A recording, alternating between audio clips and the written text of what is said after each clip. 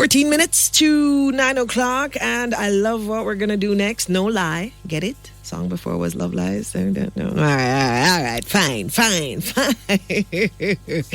Folks, it's something we do on a Wednesday. Let's see if you can figure it out. Let me see Jamaica become crime free. It's Jamaican and we're Jamaican for economy. No more breeder lasting. Remediation set. It's called AgroBuzz, and we step to the agriculture side of things at this time on a Wednesday. And this morning, let me let you know what's going to be going on. We are going to be speaking with a Fisheries Management Specialist. Why? Well, let's let you know that recently, State Minister in the Ministry of Agriculture and Fisheries, which is Mr. Franklin Witter, Mr. Franklin Witter, was at a graduation ceremony for 32 fishers, that's fishermen and women, who got training in safety skills and proper use of technology while at sea. So we want to know more about that training program. I didn't even know it was happening and what's in it and all of them things. So we got Shellene Berry, and she's the Fisheries Management Specialist from the National Fisheries Authority. Hello, Mrs. Berry. Hi, how you do? I'm not bad at all. Thank you for having me on your program. Well, it's a pleasure. We want to find out all about the program, but before we get into what was in it, tell me first why you felt the need for this program. Okay, the job of fishing comes with several risks, as such occupational safety and health are therefore paramount. So over the years, there have been several reports of persons who have been lost at sea and who have died as a result of decompression sickness, otherwise known as burns. And so the National Fisheries Authority, recognizing the importance of occupational safety and health in the fisheries sector, wanted to empower fishers in safety at sea practices and other related areas in the event of an emergency. We also wanted fishers to know what to do and how to survive at sea until emergency help came along. And so the National Fisheries Authority therefore formalized agreements through the use of an MOU with the Caribbean Maritime University and the University of the West Indies, MONA, to develop and to deliver island-wide training programs in safety at sea and scuba diving certification for fishers. And that's just awesome. I'm a scuba diver, and I know the ways in which it allows you to do things that you think you can do when you're not scubaing, but are not safe. So I'm quite happy. So let's go into some more details about the things they did. Okay. So the course was designed to empower fisher folk, as I said before, with basic knowledge and experience of personal survival principles. And personal survival principles and techniques. What that? Things that will help them to be able to manage and survive at sea. So things such as health and safety on board, boarding and leaving the vessel, creating a sailing plan, because a lot of fishers go out to sea and they don't have a plan. How to prevent fire at sea, while at sea, management and control of an injured person on board, and recovering someone who has fallen overboard. So 32 fisher folk benefited from the training. So you see these things you mentioned, and you would have think says things that people know. How to recover somebody that dropped out of the boat? Like, really? Paula, you'll be surprised some simple things that can happen at sea. Just hopping over a rope or having your engine running while you're doing something else can cause so many mishaps.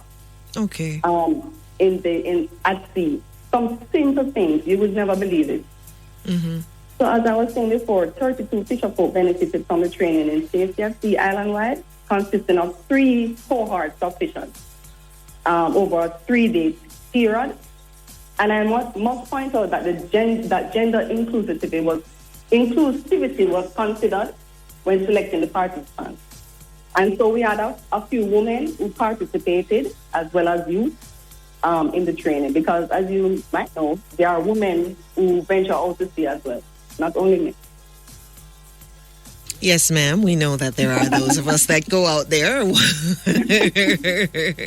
So we don't have a lot of time left, but I'm curious. Are you going to be having other training sessions or types, programs? Yes. What are they? So the NFA has always encouraged capacity building of our fisher folk. So these series of safety at sea trainings will continue over the next 5 years with the hope of extending these training opportunities subject to availability of funds.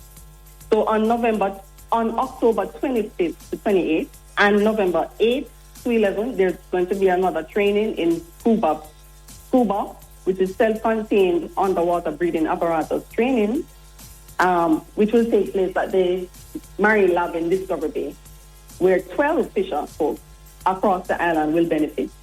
So from the training, at the end of the training, they will receive PADI open water scuba diving certification, certification, and they will get in-depth training on the dangers of decompression sickness and decompression management. And that's a huge deal because we only have the little one machine chamber down in Discovery Bay, and then we have to be flying people from all around the island because they're doing silly things. So learning those things is important. So the fisher folks also will benefit from the safety at sea. They will benefit from receiving a GPS and life jacket. And for the scuba, they will receive a dive computer as well as PADI certification. Hold on. GPS, life jacket, and the thing there. What the scuba one them get?